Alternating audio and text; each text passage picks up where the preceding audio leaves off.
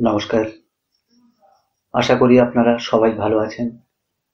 ভালো লাগা গল্প চ্যানেলের পক্ষ থেকে এখন আপনারা শুনছেন দক্ষিণ আফ্রিকার সেই মহানায়ক নেলসন ম্যান্ডেলার ছেলেবেলার কথা। গল্প পাঠে আমি পবিত্র। তো চলুন শোনা যাক সেই ছেলেবেলার কথা। চতুর্থ অধ্যায়। আমার বয়স যখন 16 বছরে পা দিল, তখন রাজ্য প্রধান আমাকে নাবালক থেকে সাবালক করবার সিদ্ধান্ত নিলেন। ঝোসাদের মধ্যে বালক থেকে পরিণত মানুষ হওয়ার একটি মাত্র পথ রয়েছে, আর সেটি হলো খতনা। আমাদের স্থানীয় আদি সংস্কৃতি অনুযায়ী খতনা করানো হয়নি এমন কোনো ব্যক্তি তার পিতার সম্পত্তির উত্তরাধিকারী হতে পারে না। শুধু তাই নয়, তাকে কেউ বিয়ে করতে রাজিও হয় না। এমনকি কোনো ধর্মীয় অনুষ্ঠানে তাকে অংশ নিতেও দেওয়া হয় না। ঝোসা সম্প্রদায়ের খতনা না নেওয়া লোক কখনো পূর্ণাঙ্গ পুরুষের মর্যাদা পায় না। বয়সে যতই বড় হোক, তাকে আজীবন বালকের মর্যাদা নিয়েই সমাজে থাকতে হয়। আসলে একজন পুরুষ মানুষকে আনুষ্ঠানিকভাবে সমাজের অন্তর্ভুক্ত করতেই এই খতনা পদ্ধতি চালু ছিল। খতনা বিষয়টি শুধুমাত্র একটি তুচ্ছ অস্ত্রোপচারের মধ্যে সীমাবদ্ধ ছিল তা নয়। এর জন্য একটি দীর্ঘস্থায়ী আনুষ্ঠানিকতা ও উৎসবের আয়োজন করা হতো। একজন ঝোসা হিসাবে খতনার দিন থেকে আমিও নিজেকে পরিণত মানুষ হিসাবে গণ্য করি। রাজ্য প্রধান অর্থাৎ আমার পালক পিতার ছেলে জাস্টিসের খতনা দেওয়ার উদ্দেশ্যেই মূলত খতনা উৎসবের আয়োজন করা হয়েছিল। জাস্টিস ছাড়া আমাদের 26 জনকেও তার সঙ্গেই খতনা দেওয়ার সিদ্ধান্ত হলো। তার সঙ্গে আমাদের খতনা দেওয়ার উদ্দেশ্য তাকে শুধুমাত্র সঙ্গ দেওয়া। পরিকল্পনা মতো নতুন বছরের শুরুতেই এমবাসি নদীর পাড়ে অবস্থিত তাই হালারহা উপত্যকায় বানানো দুটো শনের ঘরের উদ্দেশ্যে আমরা সবাই রওনা দিলাম।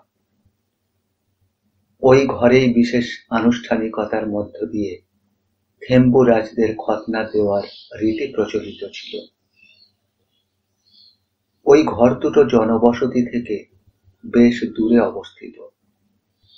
সামাজিক রীতি অনুযায়ী আমরা যারা খতনা নিতে যাচ্ছি, তাদের সবাইকে খতনা দেওয়ার আগে বেশ কয়েকদিন এই নির্জন ঘরে কাটাতে হবে। আর এই সময়টা আমাদের সবার কাছেই ছিল পবিত্র আর বরকতময়। কয়েকদিনের মধ্যেই বালক থেকে প্রাপ্ত বয়স্ক হিসাবে সমাজে স্বীকৃতি পেয়ে যাচ্ছি ভেবে আমার খুব ভালো লাগছিল। খতনা উৎসব শুরু হওয়ার কয়েকদিন আগেই আমরা যথারীতি এমবাসি নদীর পাড় ধরে হেঁটে তাই হালারহা উপত্যকার সেই বিরান বাড়িতে পৌঁছলাম। বালক বেলার শেষ কয়েকটা দিন অন্যান্য সাথীদের সঙ্গে এখানে কাটাতে হবে।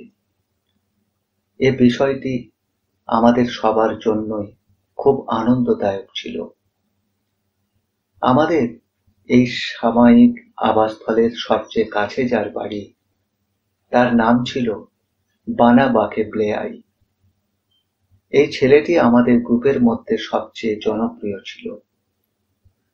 বিত্তশালী পরিবার বলতে যা বোঝায়, ও ছিল সেই পরিবারের। লাঠি খেলায় বারবার চ্যাম্পিয়ন হওয়া সুঠামদেহী ব্লেয়াই মেয়েদের কাছে খুব জনপ্রিয় ছিল। আর এই জনপ্রিয়তার কারণে ওর গার্লফ্রেন্ডের সংখ্যাও কম ছিল না।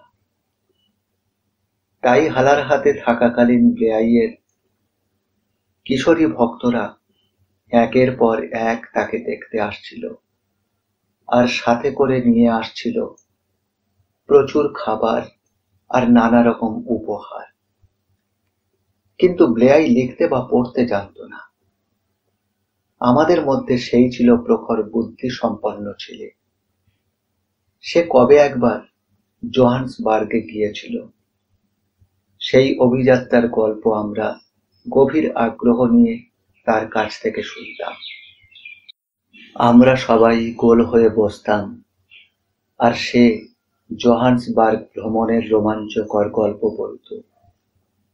সেখানকার খনি সম্পর্কে সে এমন অ্যাডভেঞ্চারের বর্ণনা দিত যে আমার মনে হতো রাজা বাদশাহ হওয়ার চেয়ে খনি শ্রমিক হওয়া আরো অনেক বেশি গৌরবজনক। খনি শ্রমিকদের দুঃসাহসিক কাজ কারবারের কথা শুনে আমার মাথায় তালগোল পাকিয়ে যেত। কেবলই মনে হতো নিজেকে বীর পুরুষ হিসাবে প্রমাণ করার জন্য এর চেয়ে আর ভালো পেশা দুনিয়ায় থাকতেই পারে না। অনেক পরে বুঝতে পেরেছি, ব্লেয়ারের মতো লোকদের অতিরঞ্জিত ফাঁপা গল্পের ফাঁদে পড়ে বহু মানুষ জোহান্সবার্গের খনিতে কাজ করতে যেত আর বেঘরে প্রাণ হারাত। তখনকার দিনে খনিতে কাজ করার জন্য খনি মালিকরা জনগণকে যতটা না উদ্দীপ্ত করত, তার চেয়ে বেশি করত ব্লেয়ারের মতো স্থানীয় লোকজন। গণখৎনার উৎসবে যোগ দেওয়ার আগে যাদের খৎনা করানো হবে তাদের দুঃসাহসী অথবা বুদ্ধিদীপ্ত কিছু একটা করে দেখানোর রীতি প্রচলিত ছিল। আমি যে সময়ের কথা বলছি তারও বহুকাল আগে ছেলেরা গরুর পাল সামলানো অথবা সম্মুখ সমরে অংশ নিয়ে বীরত্ব প্রদর্শন করত। কিন্তু আমাদের সময় শারীরিক কসরত দেখানোর চেয়ে ধূর্ত বুদ্ধির মারপ্যাচে কিছু অ্যাডভেঞ্চার্স করে দেখানোকে বেশি নায়কোচিত কাজ বলে গণ্য করা হতো। আর এই কারণে তাই হালারহার উদ্দেশ্যে রওনা হওয়ার ঠিক দুদিন আগে আমরা কাছের একটা খামার থেকে শূকর চুরি করার সিদ্ধান্ত নিলাম। খামার থেকে শূকর নিয়ে আসতে যাতে কোনো ঝক্কি ঝামেলা না হয় এবং খামারি যাতে টের না পায়, সেজন্য আমরা ভেবেচিন্তে একটা বুদ্ধি বের করলাম। আফ্রিকান ভল্লুক ধরার জন্য সে সময় এক ধরনের সুগন্ধি টোপ ব্যবহার করা হতো। তাই আমরা মুঠোয় করে ওই টোপ নিয়ে রাতে খামারের কাছে গেলাম। শূকরের ঘরের পাশে ছড়িয়ে দিতেই একটা বড় সড়ো শূকর আস্তে আস্তে বেরিয়ে এলো। আমরা সুগন্ধি টোপের গুঁড়ো ফেলতে ফেলতে মাঠের এক পাশে নিয়ে এলাম। দেখলাম শূকরটাও ওই গুঁড়ো রেখা ধরে ধরে এগিয়ে মাঠের কাছে চলে এলো। সে সুগন্ধি খাবার খেতে খেতে মাঠে আসার সময় লক্ষ্যও করেনি যে আমরা তার চারপাশে ঘিরে ফেলেছি। তারপর সুযোগ বুঝে সবাই ঝাঁপিয়ে পড়ে সেটাকে ধরে ফেললাম এবং ছুরির এক পোঁচে ধর থেকে মাথাটা আলাদা করে ফেললাম। সেদিন রাতে মাথার উপর অনেক তারা ছিল, চারপাশে ছিল ঘন অন্ধকার। আমরা আগুন জ্বেলে তাতে চুরি করা শুয়োরটাকে পুড়িয়ে সিদ্ধ করে খেলাম। জীবনে কতবার কত ধরনের মাংস খেয়েছি, কিন্তু সে রাতের পোড়ানো শূকরের মাংসের মতো দুর্লভ স্বাদ আর কোনোদিন উপভোগ করতে পারিনি। যেদিন আমাদের খৎনা করানো হলো তার আগের রাতে নাচ গানের এক জম্পেশ উৎসবের আয়োজন করা হলো। উপত্যকার নিকটবর্তী গ্রাম থেকে মহিলারা দল বেঁধে আসলো। তাদের গান আর ছন্দময় হাততালির সঙ্গে আমরাও নাচতে লাগলাম। ধীরে ধীরে বাজনা দ্রুত লয়ে এবং চড়া শব্দ হতে লাগলো। বাজনার তালে তালে আমরাও নাচের লয় বাড়িয়ে দিলাম। উন্মাদনার তাল নৃত্যের মধ্যে ভুলেই গেলাম কয়েক ঘন্টা পরে আমাদের কি ভয়াবহ পরিস্থিতির সম্মুখীন হতে হবে। যাই হোক, রাতভর গান বাজনার শেষে ভোরের আলো ফুটতেই আমরা খতনার জন্য প্রস্তুতি নিলাম। শীতের দিন হলেও আমাদের স্নান করানোর জন্য কাছের নদীতে নিয়ে যাওয়া হলো। খতনা করানোর আগে দেহ মন পবিত্র করার জন্য বিশেষ এই স্নান রীতি তখন প্রচলিত ছিল। সূর্য মাথার উপর আসার পরই খতনা দেওয়ার কাজ শুরু হলো।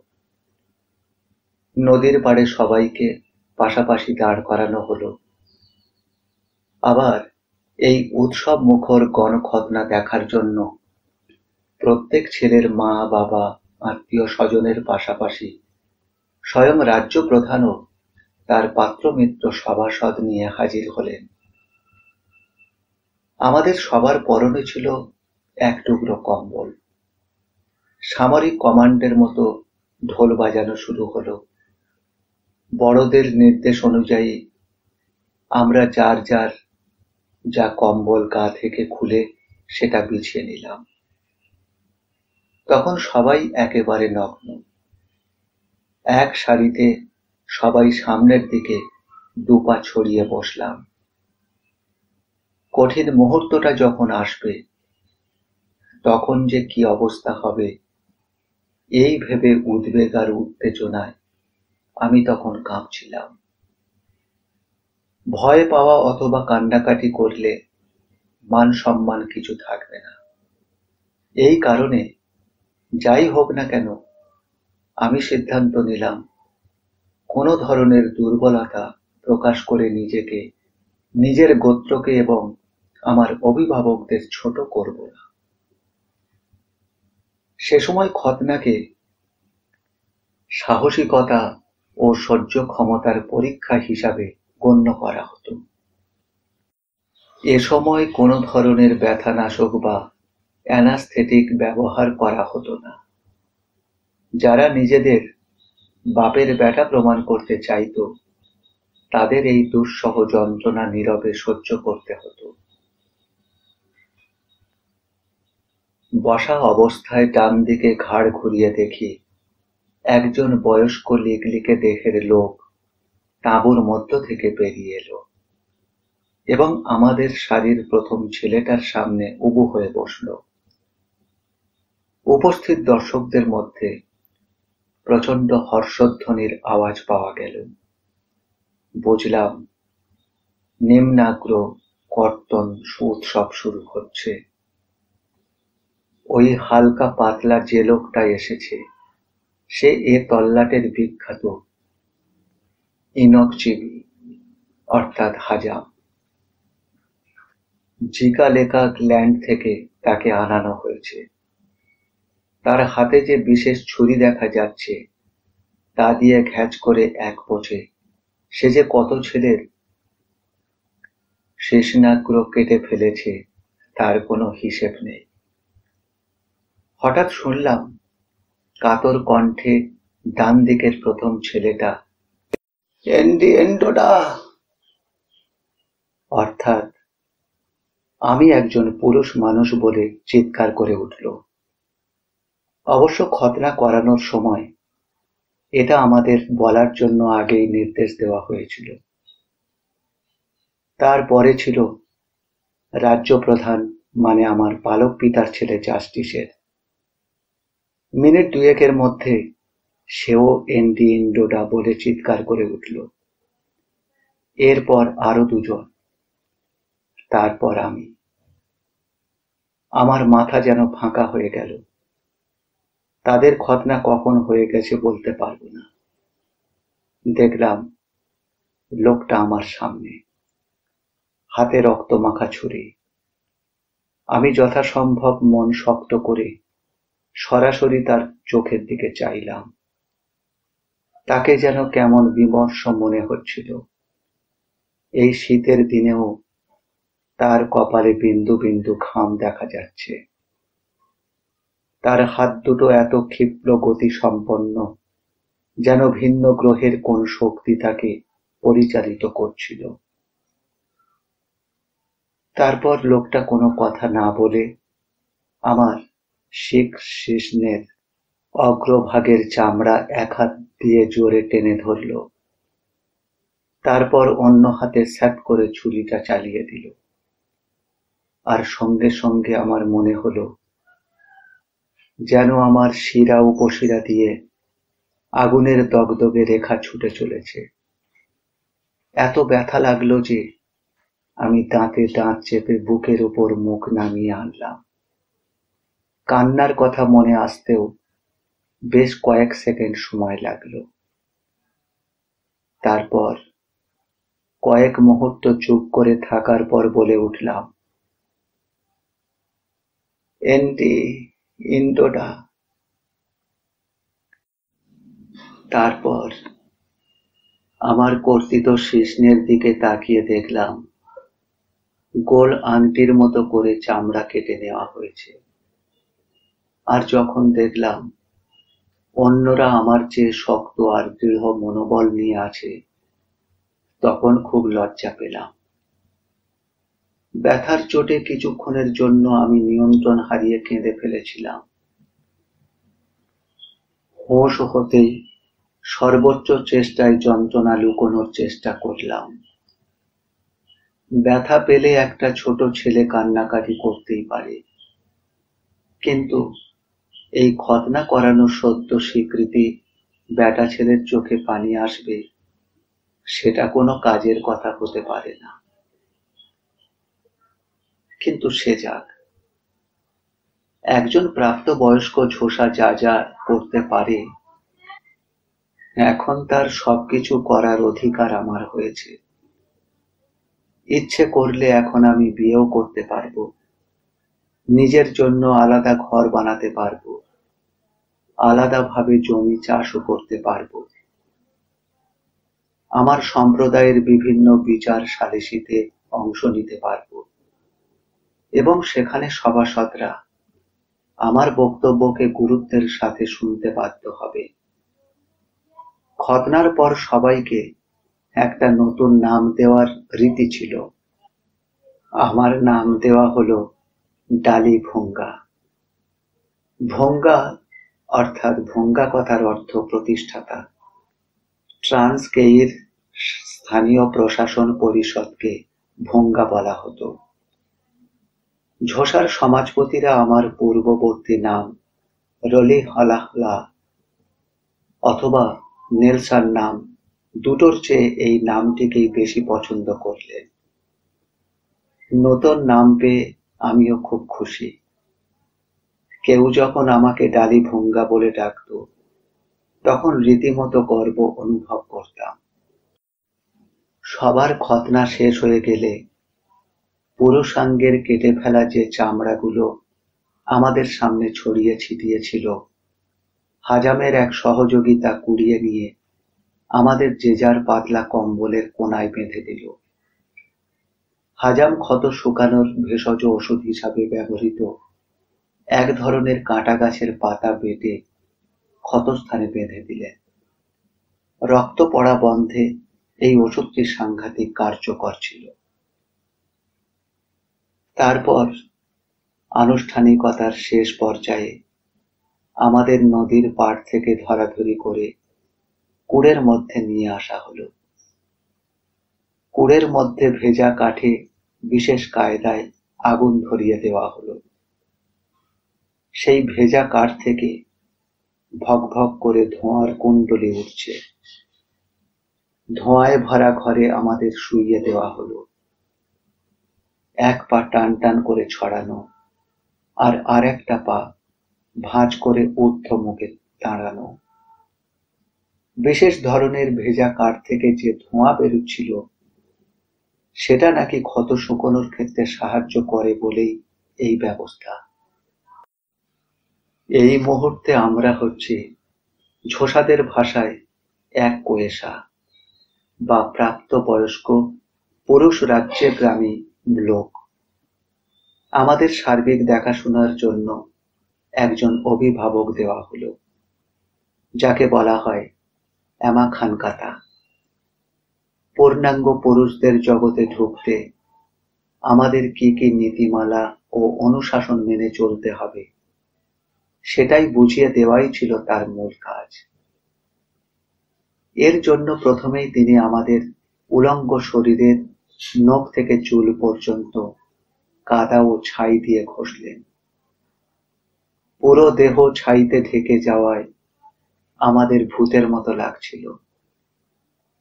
সাদা ছাইকে ঝোসাদের মধ্যে শুদ্ধতার প্রতীক হিসাবে দেখা হয়।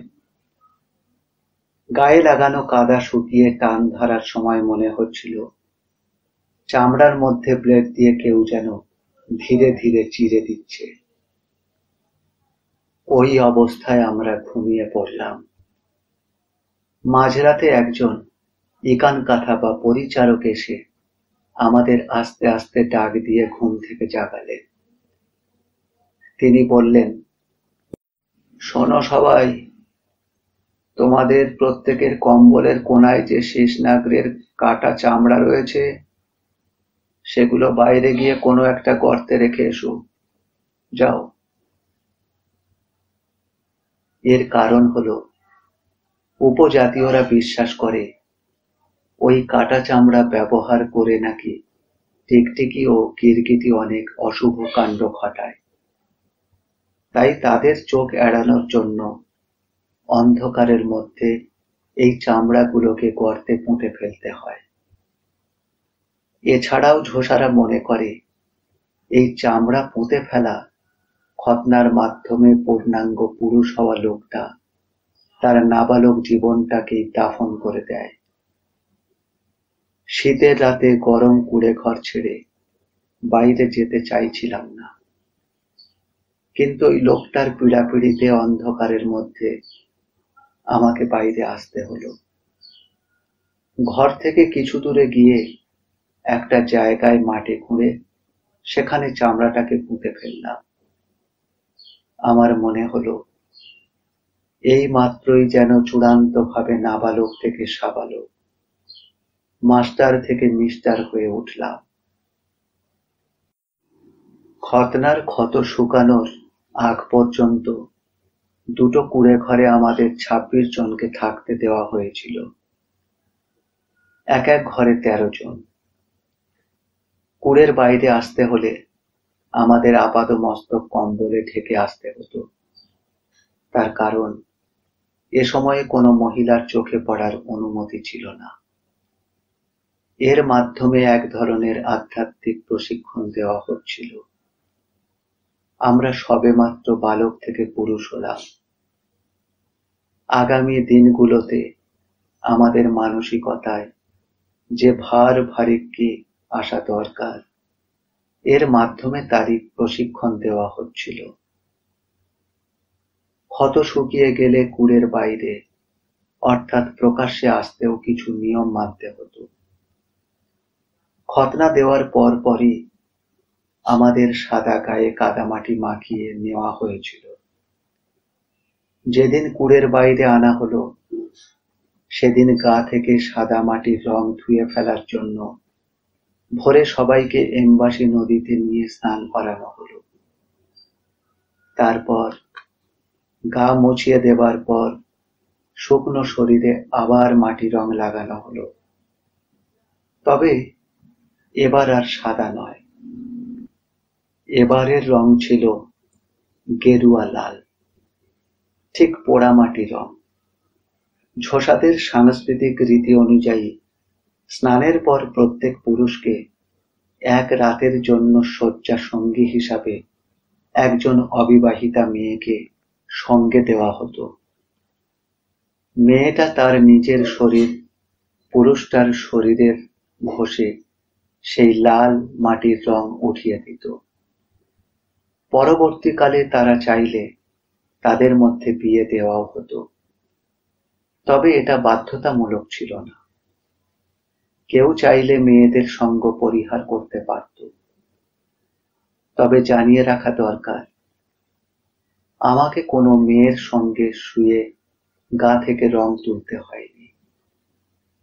শূকরের চর্বি ঘষে তারপর পানি দিয়ে গা ধুয়ে ফেলেছিলাম, আর তাতেই পুরো দস্তুর পাক সাফ হয়ে গিয়েছিল। খতনার প্রাথমিক আনুষ্ঠানিকতা শেষ হলো। তাই হালারহা ত্যাগ করার আগে আমাদের অস্থায়ী নিবাস হিসাবে বানানো সেই বিশাল কুঁড়ে দুটোই আগুন জ্বালিয়ে দেওয়া হলো। এর মাধ্যমে প্রতীকী অর্থে আমাদের নাবালক জীবনকে ধ্বংস করে দেওয়া হলো।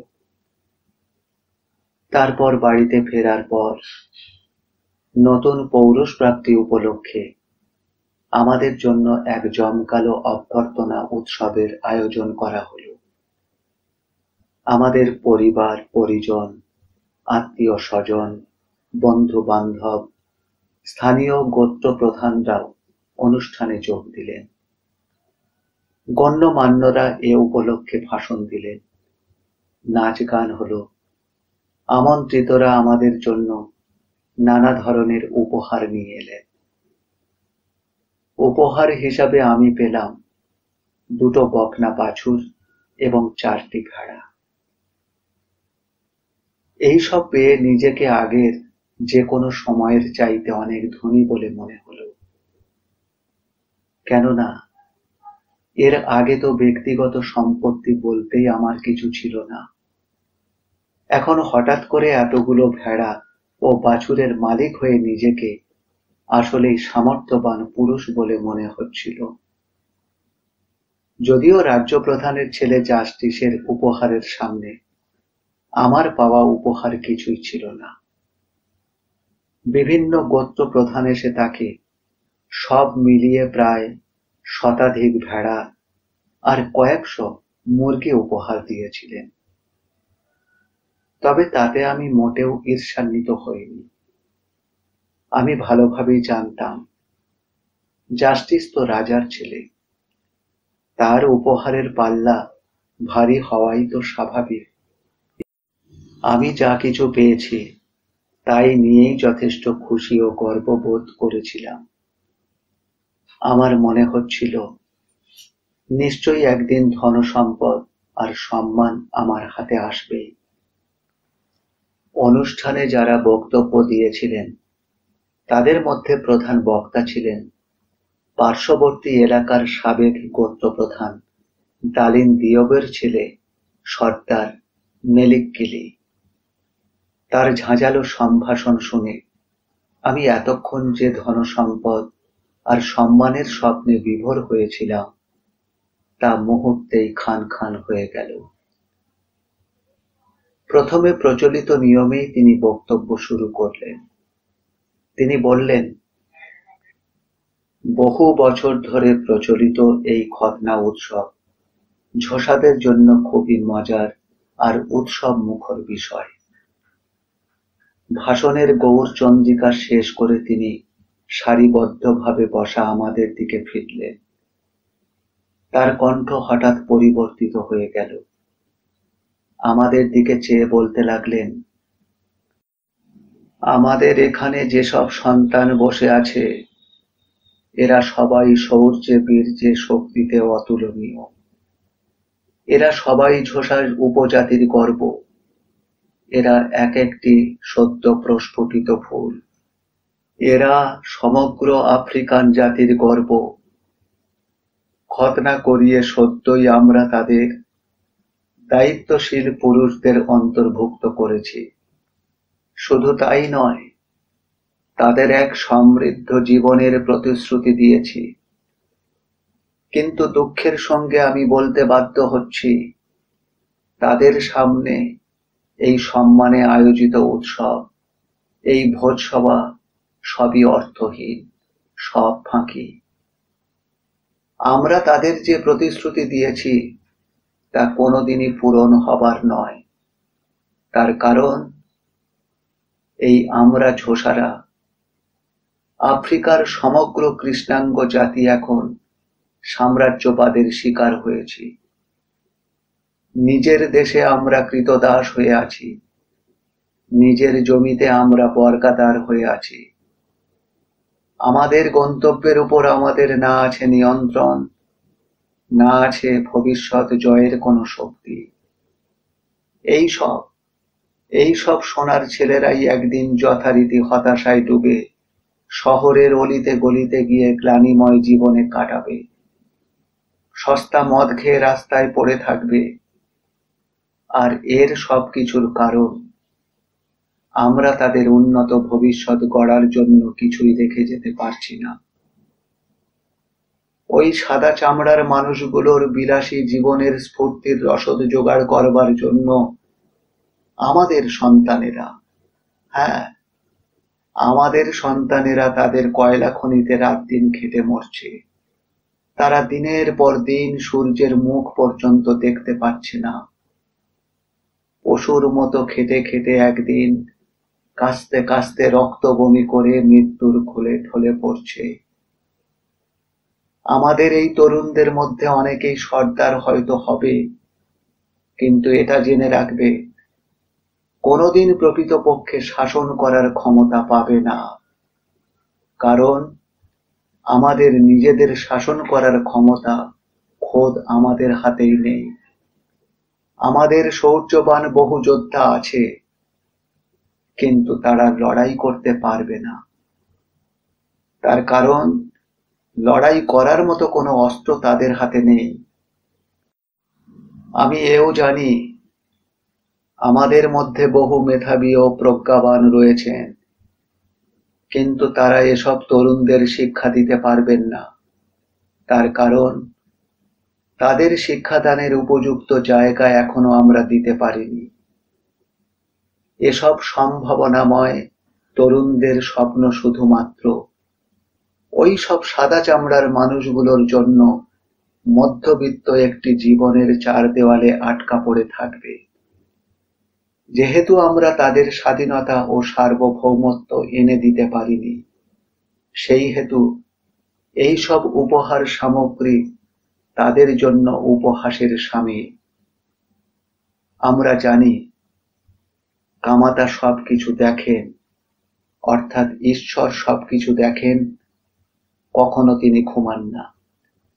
কিন্তু আমার সন্দেহ হয় কামাতা হয়তো এখনো ঝিমোচ্ছে।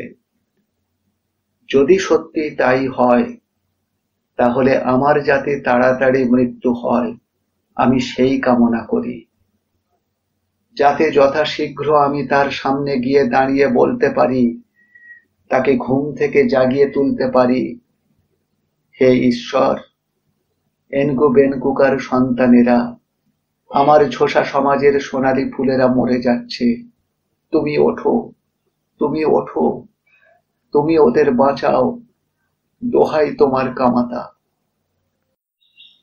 সর্দার মেলেকিলি যখন কথাগুলো বলছিলেন, তখন উপস্থিত সবাই পুতুলের মতো স্থির হয়ে শুনছিলেন। তার বক্তব্যে আমার ভীষণ রাগ হচ্ছিল। এমন একটি আনন্দ উৎসবের দিন তিনি যা বলছিলেন তা কারোরই প্রত্যাশিত ছিল না। অবশ্য তখন তার কথার মর্মার্থ বুঝতে পারিনি। আমার মনে হচ্ছিল শ্বেতাঙ্গরা আমাদের কত শিক্ষামূলক বিষয় উপহার দিয়েছে, কত কিছু দিচ্ছে, কত কিছু শেখাচ্ছে, আর এই বুড়োটা নিজের মূর্খতার জন্য সেসব অস্বীকার করছে।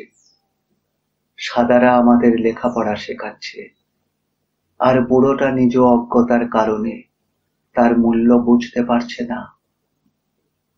সে সময় আমার কাছে শ্বেতাঙ্গরা ছিল দেবতা। আমার ধারণা ছিল তারা আমাদের শোষণ করতে আসেনি, বরং উপকার করতে এসেছে। সর্দারের মুখে এসব কথা শুনে তখন তাকে চরম অকৃতজ্ঞ এক বুড়ো ধাড়ি বলে মনে হয়েছিল।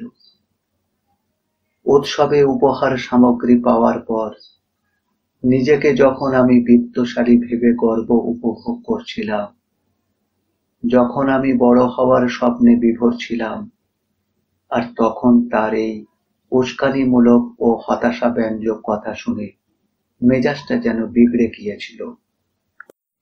কিন্তু কি আশ্চর্য, তার সেই জ্বালাময়ী বক্তব্য শিগগিরই আমার চেতনায় কাজ করতে শুরু করল। কিন্তু কেন যে করলো আজও তা বুঝতে পারি না। তবে এইটুকু বুঝেছি, সেদিনের সেই বক্তব্যের মধ্য দিয়ে সর্দার মেলিকগিলি আমার হৃদয়ে একটি বিদ্রোহের বীজ বুনে দিয়েছিলেন। প্রথমে আমি তা বুঝতে পারিনি, কিন্তু ধীরে ধীরে সেই বীজে অঙ্কুরোদ্গম হয়ে একটি চারা বড় হতে লাগলো। পরে বুঝতে পারলাম, সেদিন যে অজ্ঞ লোকটা জ্বালাময়ী ভাষণ দিয়েছিলেন, তিনি আমার বিদ্রোহী সত্তা ছাড়া আর কেউ ছিলেন না। যাই হোক, অনুষ্ঠান শেষ হয়ে গেলে আমি কি মনে করে আবার এমবাসি নদীর পাড়ে এসে দাঁড়ালাম। তখন সূর্য ডুবুডুবু। নদীর গতিপথের দিকে চেয়ে রইলাম। দেখলাম মাইলের পর মাইল আঁকাবাঁকা হয়ে এই নদী ভারত মহাসাগরে গিয়ে মিশেছে। এই নদী আমি আগে কোনোদিন পার হইনি। নদীর ওপারে যে জগৎ, তার কিছুই আমি দেখিনি। কিন্তু কি জানি, সেদিন মনের ভিতরটা যেন কেমন করছিল, যেন একটা নতুন পৃথিবী আমাকে সেদিন হাতের ইশারায় ডাকছিল। খতনার পর আমাদের যে কুঁড়ে ঘর দুটোতে রাখা হয়েছিল, আমি সেখানে ছুটে গেলাম। ঘর থেকে বের হওয়ার পর তাতে আগুন ধরিয়ে দেওয়া হয়েছিল। আমরা সে দৃশ্য দেখতে পারিনি, তার কারণ ঝোসা রীতি অনুযায়ী ঘর থেকে বের হওয়ার পর পিছনে তাকানোর অনুমতি ছিল না। প্রতীকী অর্থে হলেও যে শৈশব ও তারুণ্যকে জ্বালিয়ে দেওয়া হয়েছে, হয়তো তার ধ্বংসাবশেষ দেখতে সেখানে ছুটে গিয়েছিলাম। সেখানে গিয়ে দেখি পিরামিডের মতো দুটো কুঁড়ের ধ্বংসাবশেষ কোনো রকমে দাঁড়িয়ে আছে। পড়ে থাকা ছাইয়ের স্তূপে মনে হলো কুনু আর এমকে কেজ ওয়েনের মধুর দিনগুলো ওর নিচে চাপা পড়ে আছে। এখন আমি একজন পুরুষ। আমি চাইলেও এখন আর থিনটি খেলতে পারবো না। অন্যের ক্ষেতের ভুট্টা চুরি করে আগুনে ঝলসে তার স্বাদ উপভোগ করতে পারবো না। এখন আমি ইচ্ছে করলেই গাভীর ওলানে মুখ দিয়ে কবষ্ণ পীযূষ ধারা পান করতে পারবো না। আমার কাঁধে এখন দায়িত্বের বোঝা চাপিয়ে দেওয়া হয়েছে। কিন্তু যারা আমাকে পুরুষ বানিয়েছে, তারা কি জানে আমার ভেতরের শিশুটি এখনো সবুজ, এখনো তরুণ। পঞ্চম অধ্যায়। টাই হালার হাতে আমরা যারা একসঙ্গে খতনা করিয়েছিলাম, তাদের সবার মতো গিরিখাতের স্বর্ণখনিতে কাজ করার বাসনা আমার ছিল না। ঝোসারাজ প্রায়ই আমাকে বলতেন, লেখাপড়া না শিখে ওই সাদা চামড়াওয়ালাদের সোনার খনিতে জীবন কাটানো তোমার জন্য নয়। আমার লক্ষ্য ছিল সাবাতার উপদেষ্টা পরিষদের সদস্য হওয়া, আর এজন্য আমাকে লেখাপড়া শিখতেই হবে। খতনা উৎসব হওয়ার পর আমি আবার এমকে কেজ ওয়েনিতে ফিরে এলাম। তবে সেখানে বেশি দিন থাকা হলো না। পড়াশোনার জন্য আমাকে ইঙ্কোবো জেলার ক্লার্কবারি বোর্ডিং ইনস্টিটিউটে ভর্তির সিদ্ধান্ত হলো।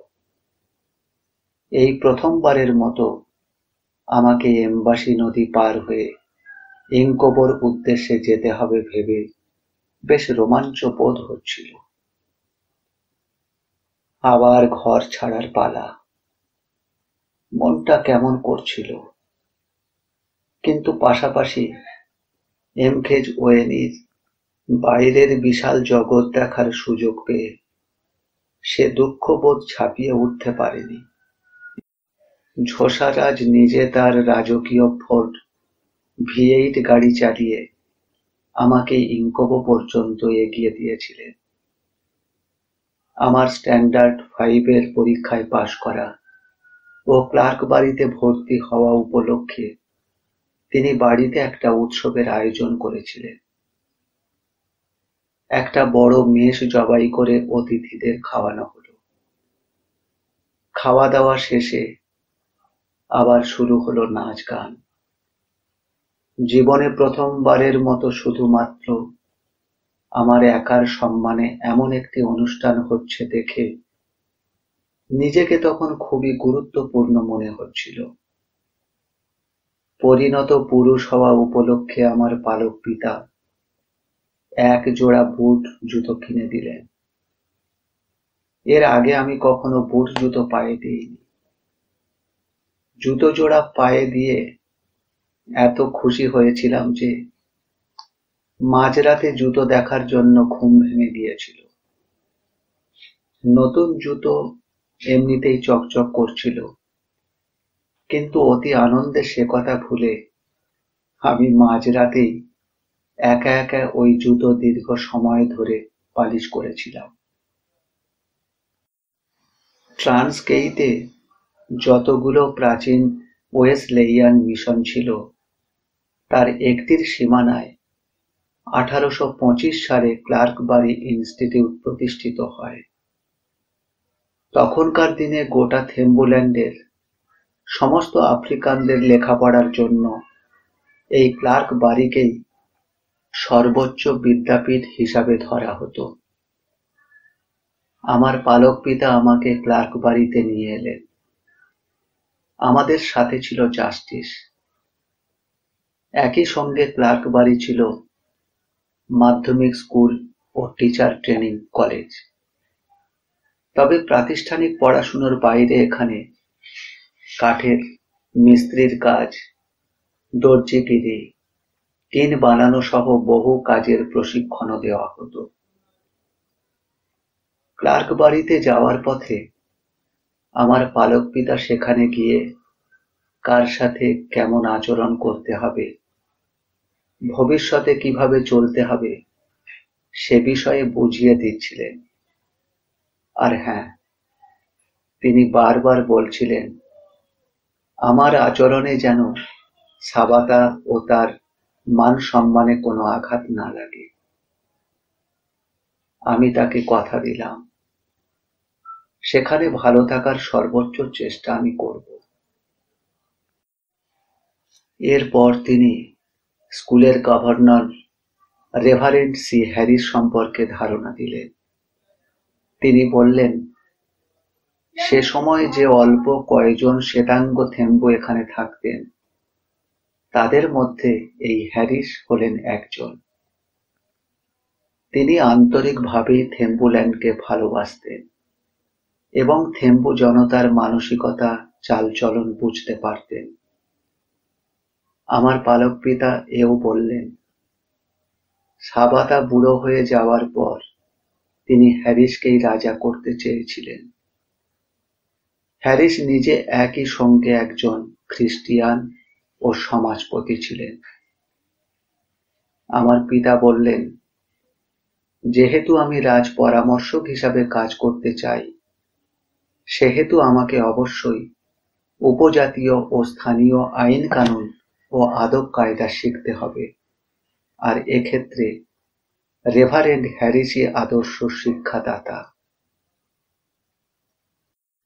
এম.কে. খেজওয়েনিতে থাকাকালীন আমি পুলিশ অফিসার, ম্যাজিস্ট্রেট সহ অনেক শ্বেতাঙ্গ সরকারি কর্মকর্তা ও ব্যবসায়ী দেখেছি। রাজবাড়িতে এরা বিভিন্ন প্রয়োজনে আসতেন। এরা সবাই গুরুত্বপূর্ণ লোক বলে আমার পালক পিতা তাদের যত্ন আত্তি করতেন। তবে সে খাতির যত্নের মধ্যে তাদের প্রতি তোষামোদ করার মতো ভাবমূর্তি প্রকাশ পেত না। বরং তার কোনো কোনো আচরণে মনে হতো সাদাদের ওপর তিনি মানসিকভাবে প্রাধান্য বিস্তার করতেই ভালোবাসতেন।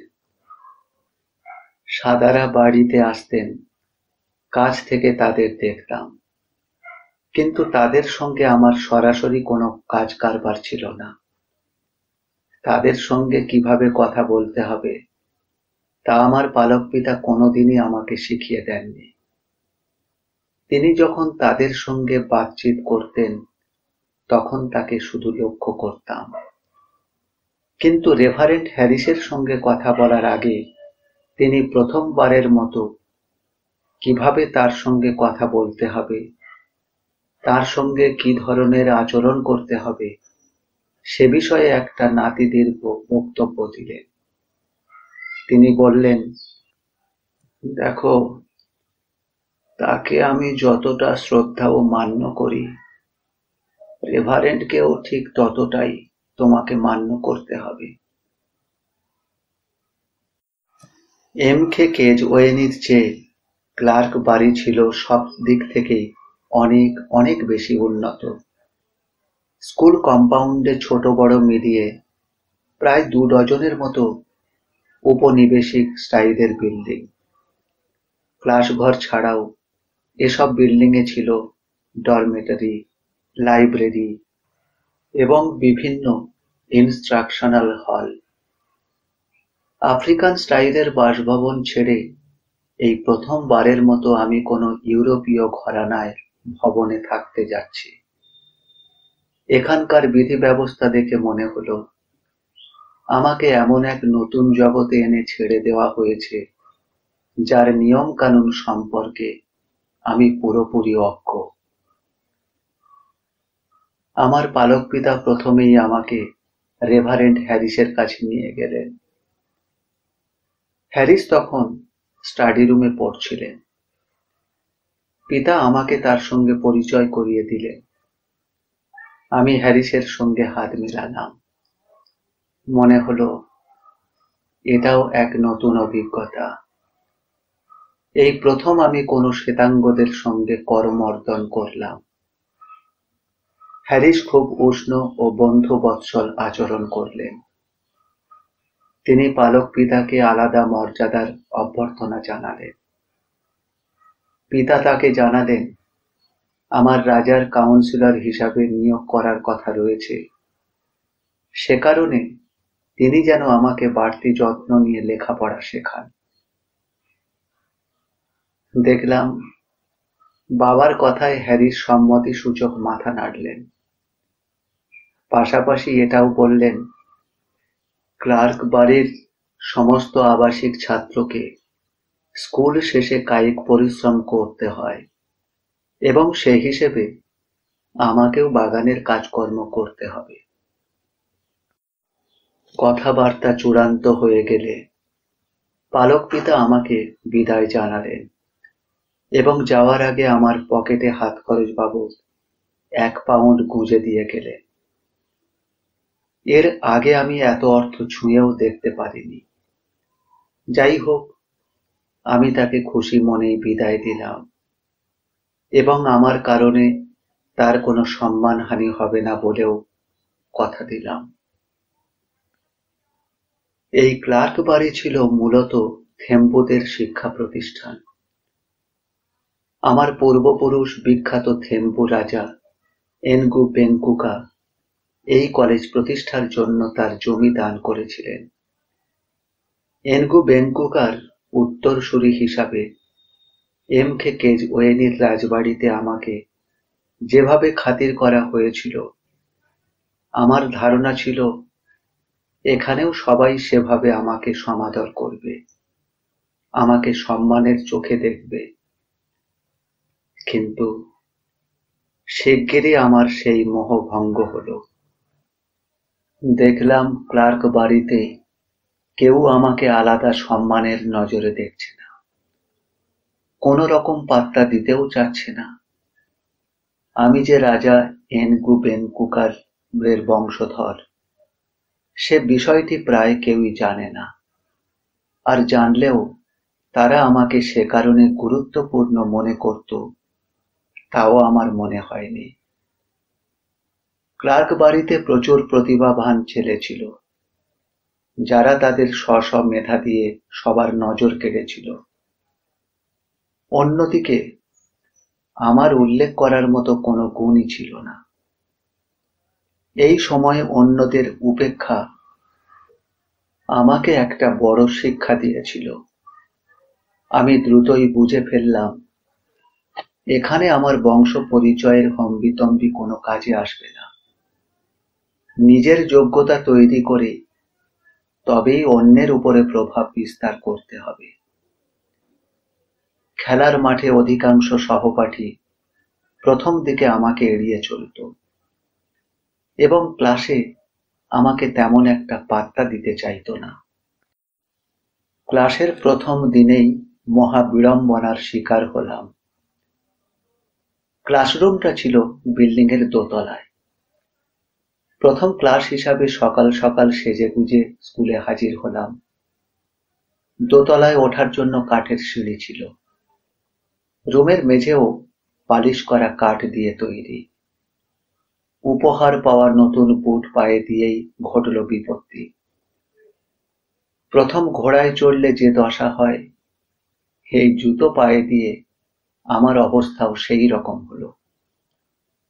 একে তো এর আগে আমি কোনোদিন বুট জুতো পায়ে দিইনি, তার ফলে এ জুতো পরে আমি ভারসাম্য রাখতে পারছিলাম না। আবার তার উপরে ক্লাসের মেঝে ছিল তেলতেলে। 2-3 বার পা পিছলে যাওয়ায় ক্লাসে হাঁটা চলার সময় খুব সাবধানে পা ফেলছিলাম। আমার অবস্থা দেখে দুটো মেয়ে খুব মজা পাচ্ছিল। ওই দুজনের মধ্যে যে বেশি সুন্দরী সে অন্যজনের দিকে ঝুঁকে এলো, বলল, এই দেখ, এ গেঁয়ো ভূতটা আগে কোনোদিন জুতো পরেছে বলে তো মনে হয় না, দেখ। মেয়েটা অপেক্ষাকৃত নিচু স্বরে কথাটা বললেও ক্লাসের সবাই তা শুনে ফেলল। তারপর সবাই একসঙ্গে হো হো করে হাসিতে ফেটে পড়ল। তখন আমি রাগে যেন অন্ধ হয়ে যাচ্ছিলাম। আমার সারা শরীর কাঁপছিল। যে মেয়েটা আমাকে গেঁয়ো বলেছিল ওর নাম ছিল ম্যাদোনা। দেখতে বেশ স্মার্ট। ওর সঙ্গে সেদিন তো নয়ই, বেশ কিছুদিন পর্যন্ত আমি কোনো কথা বলিনি।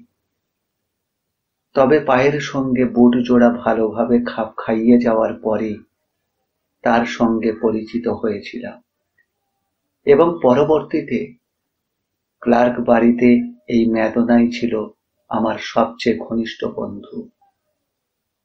আসলে ম্যাদোনাই আমার প্রথম মেয়ে বন্ধু, যার সঙ্গে আমার ব্যক্তিগত জীবনের যাবতীয় সুখ দুঃখের কথা শেয়ার করেছি। এ জীবনে যত মেয়ের সঙ্গে আমার বন্ধুত্ব হয়েছে তাদের সবাইকে মনে মনে ম্যাদোনার সঙ্গে তুলনা করে দেখেছি। মনে হয়েছে ম্যাদোনাই বন্ধুর সত্যিকারের মডেল। তারপর আস্তে আস্তে খুব কম সময়ের মধ্যেই আমি ক্লার্ক বাড়ির গতিময় জীবনের সঙ্গে নিজেকে খাপ খাইয়ে নিলাম। খুব কম বয়স থেকেই আমার খেলাধুলায় আগ্রহ ছিল।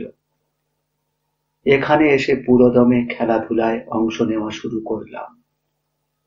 তবে আমার পারফরমেন্স যা দাঁড়ালো তাকে মাঝারি মানের চেয়ে ভালো বলা যাবে না। তবে সম্মানের জন্য নয়, ক্রীড়ানুরাগ থেকেই আমি খেলাধুলায় যোগ দিতাম এবং এর জন্য টাকা পয়সাও কিছু নিতাম না। হাতে বানানো কাঠের র্যাকেট দিয়ে আমরা লন টেনিস খেলতাম। বিকেলে ধুলোময় মাঠে খালি পায়ে ফুটবল খেলতাম। এই প্রথমবারের মতো আমি এমন সব শিক্ষকের সংস্পর্শে এলাম যারা ছাত্রদের পড়ানোর আগে নিজেরা যথেষ্ট পড়াশোনা করে এসেছে। এখানকার অনেক শিক্ষকই বিশ্ববিদ্যালয় থেকে ডিগ্রি নিয়ে তারপর শিক্ষকতায় এসেছেন। তখনকার দিনে বিশ্ববিদ্যালয় ডিগ্রি পাওয়া চারটিখানি কথা ছিল না। একদিন ম্যাদোনার সঙ্গে বসে পড়াশোনা করবার সময় তাকে চুপি চুপি বললাম, ইংরেজি আর ইতিহাসে আমার প্রস্তুতি খুব খারাপ। এ দুটো বিষয়ে কাঁচা হওয়ায় বার্ষিক পরীক্ষায় ফেল করতে পারি বলে ভয় হচ্ছে। ম্যাডোনা আমাকে অভয় দিয়ে বলল, আরে না না, দুশ্চিন্তার কোনো কারণ নেই। কারণ আমাদের শিক্ষক শিক্ষিকার মধ্যে মিসেস গার্টুর এনতালাবাদী রয়েছেন না? তিনি হচ্ছেন প্রথম আফ্রিকান মহিলা যিনি বিএ পাশ করেছেন। হ্যাঁ, আসলে তখন বিএ কি জিনিসটা জানতাম না ভালো করে। বিএ পাশ মানে কি? ম্যাডোনাকে বোকার মতো এ প্রশ্ন করায় সে বলল, সে কি, বিএ কি তাও জানো না? আরে বিএ হলো বিশাল সাইজের সাংঘাতিক কঠিন ধরনের একটা বই। বলা বাহুল্য, ম্যাডোনার ওই রসিকতা আমি ধরতে পারিনি। সেদিন সরলভাবে তার কথা বিশ্বাস করেছিলাম। আর একজন আফ্রিকান স্নাতক ডিগ্রিধারী শিক্ষক ছিলেন। তার নাম বেন মাহলেসেলা। শুধু মেধাবী শিক্ষক বলে নয়, অধ্যক্ষ রেভারেন্ড হ্যারিসের সামনে নির্ভীকভাবে নিজের ব্যক্তিত্ব নিয়ে চলার কারণে আমরা সবাই তাকে শ্রদ্ধা করতাম। কলেজের পড়ুরা তো বটেই, শ্বেতাঙ্গরা পর্যন্ত রেভারেন্ড হ্যারিসের ভয়ে তটস্থ থাকতেন। একমাত্র ওই মাহলেসেলাকেই রেভারেন্ডের সামনে নির্ভীক থাকতে দেখেছি। এমনকি রেভারেন্ডের রুমের পাশ দিয়ে হেঁটে যাওয়ার সময় তিনি মাথার হ্যাট খুলতেও মাঝে মাঝে ভুলে যেতেন। তার সঙ্গে মাহলেসেলা যখন কথা বলতেন তখন তার চোখের দিকে তাকিয়ে বলতেন। অন্যরা রেভারেন্ডের যে কোনো আদেশ নির্দেশ অথবা সিদ্ধান্ত মুখ বুজে মেনে নিলেও মাহলেসেলা ছিলেন ব্যতিক্রম। কোনো বিষয়ে তার আপত্তি থাকলে তিনি সরাসরি রেভারেন্ডকে তার আপত্তির কথা জানিয়ে দিতেন।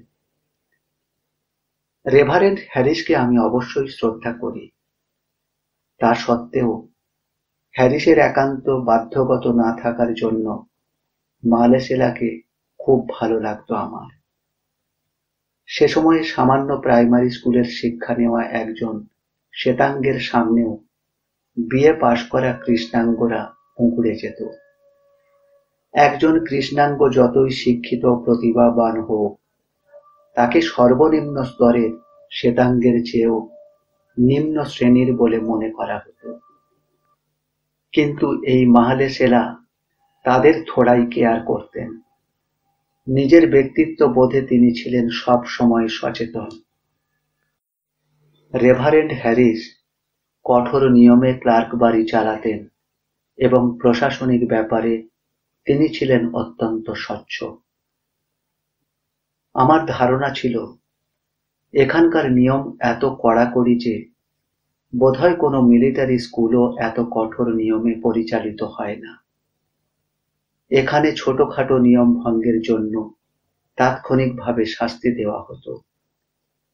অ্যাসেম্বলির সময় রেভারেন্ড সর্বদাই বিধি নিষেধ সূচক একটি মুখভঙ্গি নিয়ে হাজির হতেন। তার কাছে কোনো অজুহাতই গ্রহণযোগ্য হতো না।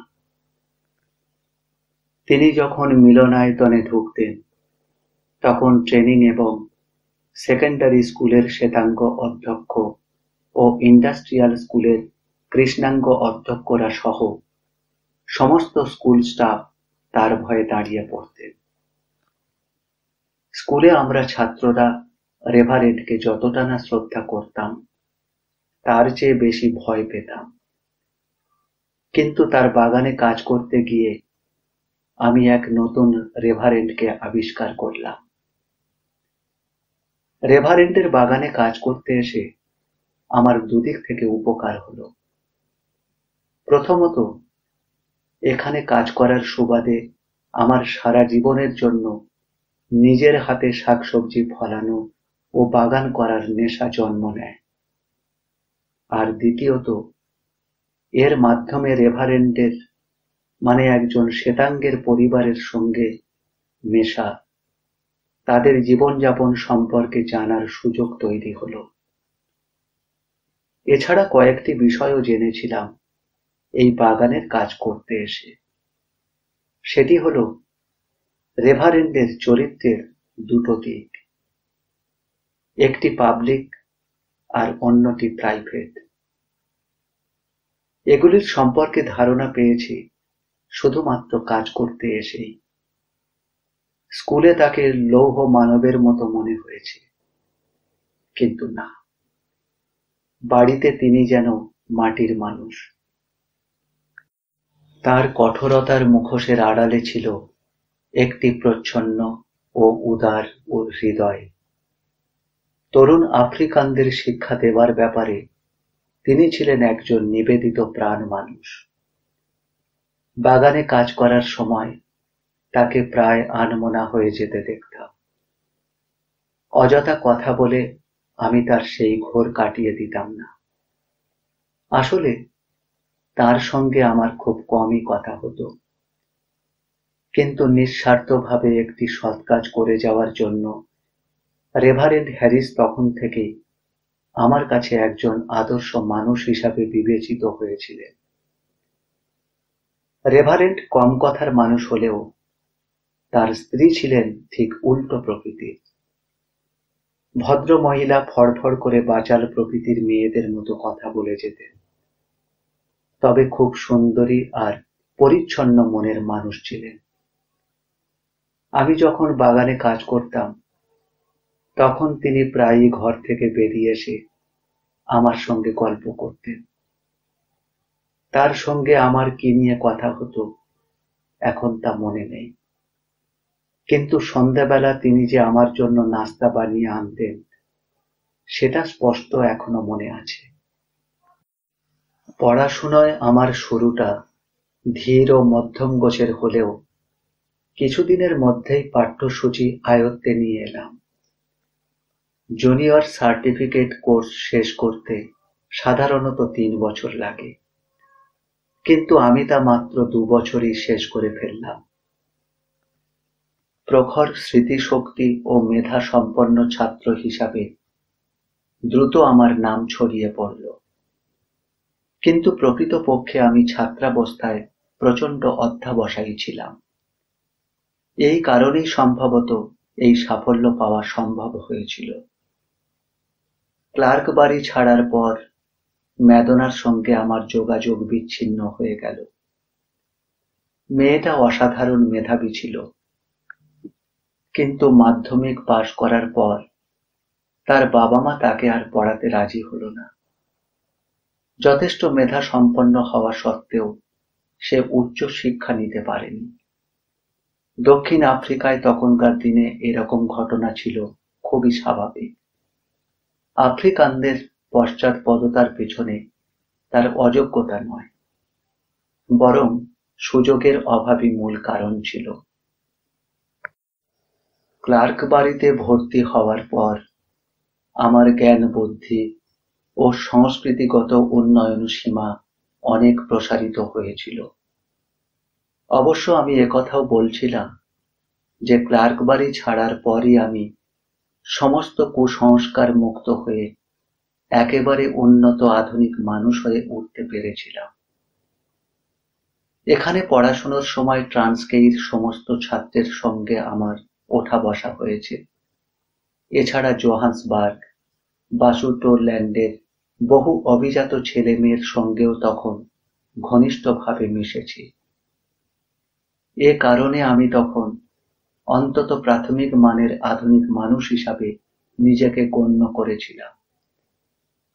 তাদের সঙ্গে মিশলেও কখনো মনে হয়নি আমার মতো একটা গেঁয়ো ছেলে কখনো তাদের সঙ্গে প্রতিদ্বন্দ্বিতা করতে পারে। আমি অভিজাত ছেলে মেয়েদের মোটেও ঈর্ষা করতাম না।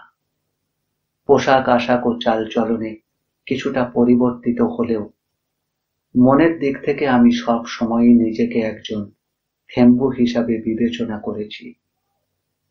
সব সময়ই আমার মনে হয়েছে শেকড়ই আমার গন্তব্য। অভিভাবকের ইচ্ছা অনুযায়ী থেম্বু রাজার কাউন্সিলর হওয়াই আমার প্রধান লক্ষ্য ছিল। আমার আকাঙ্ক্ষার দিগন্ত থেম্বুল্যান্ডকে অতিক্রম করেনি। আমার সমস্ত স্বপ্ন ছিল এই জায়গাটাকে ঘিরে। আমার বিশ্বাস ছিল একজন আদর্শ থেম্বু হয়ে উঠতে পারার চেয়ে আমার জন্য পৃথিবীতে আর কোনো কিছু ভালো হতে পারে না। এরপর আরো মজার মজার ঘটনা শুনতে হলে এখনই সাবস্ক্রাইব করে বেল আইকনটি ক্লিক করে রাখুন। আর কেমন লাগছে অতি অবশ্যই মতামত জানান। আপনি ভালো থাকুন, সবাইকে ভালো রাখুন। নমস্কার।